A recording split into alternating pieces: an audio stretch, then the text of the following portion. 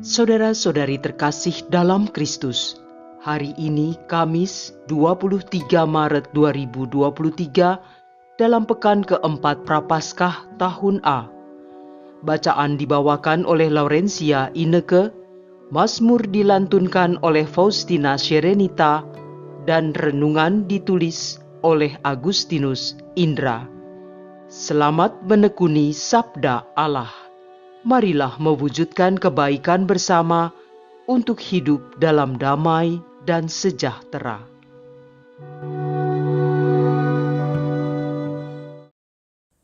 Dalam nama Bapa dan Putra dan Roh Kudus. Amin. Selamat pagi Bapa. Terima kasih atas penyertaan-Mu dalam istirahat kami malam tadi. Terima kasih pula atas hari yang baru ini. Berkati kami dalam berkarya di hari ini dan penuhi hidup kami dengan hikmat agar kami dapat memahami sungguh-sungguh rencana-Mu dalam hidup kami. Amin. Bacaan dari Kitab Keluaran, bab 32, ayat 7 sampai dengan 14. Di Gunung Sinai Allah berfirman kepada Musa, "Pergilah, turunlah, sebab bangsamu yang kau pimpin keluar dari tanah Mesir telah rusak perilakunya.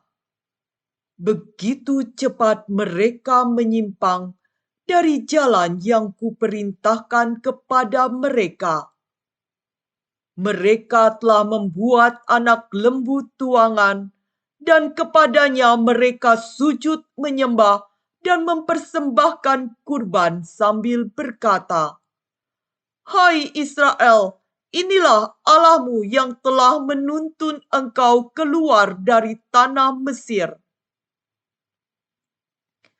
Lagi firman Tuhan kepada Musa, 'Telah kulihat bangsa ini, dan sesungguhnya mereka adalah suatu bangsa yang tegar tengkuk.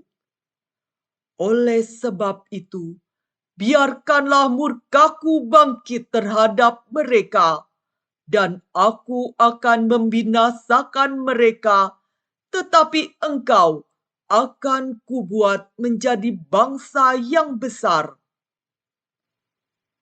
Lalu Musa mencoba melunakkan hati Tuhan Allahnya dengan berkata, 'Mengapakah Tuhan murkamu bangkit terhadap umatmu yang telah kau bawa keluar dari tanah Mesir dengan kekuatan yang besar dan dengan tangan yang kuat? Mengapakah orang Mesir akan berkata, Dia membawa mereka keluar dengan maksud menimpakan malapetaka kepada mereka dan membunuh mereka di gunung dan membinasakannya dari muka bumi? Berbaliklah dari murkamu yang bernyala-nyala itu dan menyesalah akan malapetaka yang hendak kau datangkan kepada umatmu. Ingatlah kepada Abraham, Ishak, dan Israel, hamba-hambamu itu. Sebab kepada mereka engkau telah bersumpah demi dirimu sendiri, dengan berfirman kepada mereka, Aku akan membuat keturunanmu sebanyak bintang di langit, dan seluruh negeri yang telah kujanjikan ini akan kuberikan kepada keturunanmu, supaya dimilikinya untuk selama-lamanya. Dan menyesalah Tuhan atas malapetaka yang dirancangkannya atas umatnya. Demikianlah sabda Tuhan.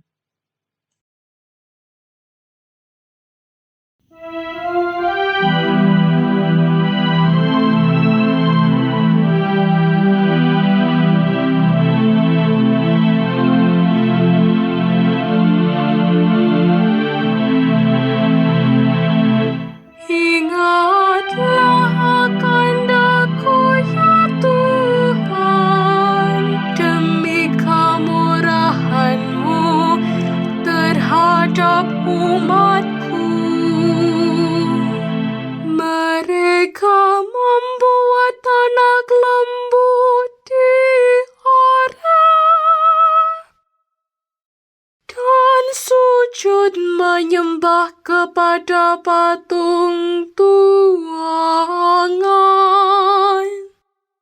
Mereka menukar yang mulia dengan patung sapi jantan yang makan rumput. Ingatlah akan daku ya Tuhan, demi kemurahan-Mu terhadap umat-Ku. Mereka melupakan Allah yang menyelamatkan mereka,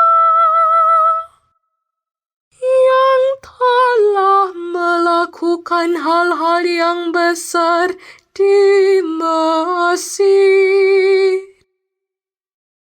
yang melakukan perbuatan-perbuatan ajaib di tanah Ham, dan perbuatan-perbuatan dahsyat di tepi laut Teberau. Ingatlah akan daku ya Tuhan, demi kemurahan-Mu terhadap umat-Ku. Maka Ia mengatakan hendak memusnahkan mereka. Kalau Musa orang pilihannya tidak mengetengahi di hadapannya untuk menyurutkan amarahnya, sehingga Ia tidak memusnahkan mereka. Ingatlah akan daku ya Tuhan, demi kemurahan-Mu terhadap umat-Ku.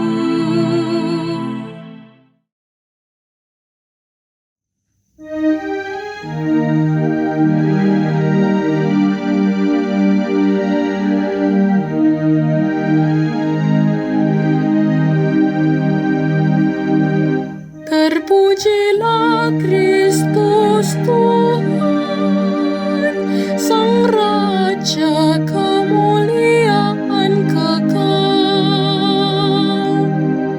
Begitu besar kasih Allah kepada dunia ini, sehingga Ia telah mengaruniakan Anak-Nya yang tunggal, supaya setiap orang yang percaya kepada-Nya beroleh hidup yang kekal.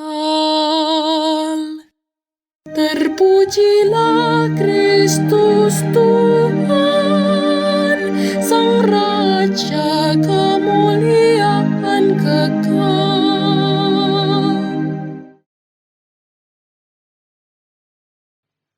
Inilah Injil suci menurut Yohanes, bab 5 ayat 31 sampai dengan 47. Sekali peristiwa, Yesus berkata kepada orang Yahudi, "Kalau aku bersaksi tentang diriku sendiri, maka kesaksianku itu tidak benar. Ada yang lain yang bersaksi tentang aku, dan aku tahu bahwa kesaksian yang diberikannya tentang aku adalah benar. Kamu telah mengirim utusan kepada Yohanes, dan ia telah bersaksi tentang kebenaran. Tetapi aku tidak memerlukan kesaksian dari manusia, namun aku mengatakan hal ini supaya kamu diselamatkan. Yohanes adalah pelita yang menyala dan bercahaya, dan kamu hanya mau menikmati seketika saja cahayanya itu. Tetapi aku mempunyai suatu kesaksian yang lebih penting daripada kesaksian Yohanes, yaitu segala pekerjaan yang diserahkan Bapa kepadaku supaya aku melaksanakannya. Pekerjaan itu jualah yang sekarang kukerjakan, dan itulah yang memberi kesaksian tentang aku, bahwa Bapa yang mengutus aku, dialah yang bersaksi tentang aku. Kamu tidak pernah mendengar suaranya, rupanya pun tidak pernah kamu lihat, dan firman-Nya tidak menetap di dalam dirimu, sebab kamu tidak percaya kepada Dia yang diutusnya. Kamu menyelidiki kitab-kitab suci, sebab kamu menyangka bahwa olehnya kamu mempunyai hidup yang kekal. Tetapi walaupun kitab-kitab suci itu memberi kesaksian tentang aku, namun kamu tidak mau datang kepadaku untuk memperoleh hidup itu. Aku tidak memerlukan hormat dari manusia, tetapi tentang kamu memang aku tahu bahwa di dalam hatimu kamu tidak mempunyai kasih akan Allah. Aku datang dalam nama Bapa-Ku, dan kamu tidak menerima aku. Jikalau orang lain datang atas namanya sendiri, kamu akan menerima dia. Bagaimanakah kamu dapat percaya karena kamu menerima hormat seorang dari yang lain, tetapi tidak mencari hormat yang datang dari Allah yang Esa? Jangan kamu menyangka bahwa aku akan mendakwa kamu di hadapan Bapa. Yang mendakwa kamu adalah Musa, yaitu Musa yang kepadanya kamu menaruh pengharapan. Sebab jikalau kamu percaya kepada Musa, tentu kamu akan percaya juga kepadaku, sebab Musa telah menulis tentang aku. Tetapi jikalau kamu tidak percaya akan apa yang ditulis oleh Musa, bagaimanakah kamu akan percaya akan apa yang aku katakan? Demikianlah sabda Tuhan.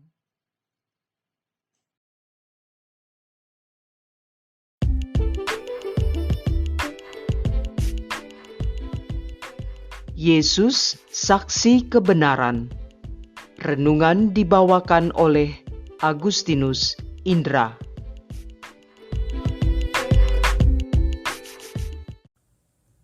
Selamat pagi Bapak, Ibu, dan sahabat muda terkasih.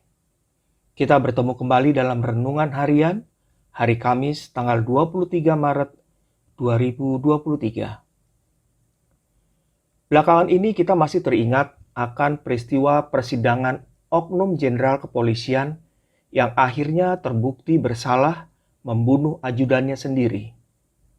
Yang menarik dari peristiwa ini adalah kehadiran sosok saksi kunci yang kita sebut saja E. Begitu sengit proses persidangan selama itu. Secara sadar emosi kita pun terbawa dan percaya dengan penuturan saksi E. apalagi diperkuat dengan kesaksian dari para saksi ahli. Menurut kita kaum awam, dalam segala peristiwa kita akan percaya apabila saksi ada di dalam lokasi kejadian dan berada saat kejadian berlangsung.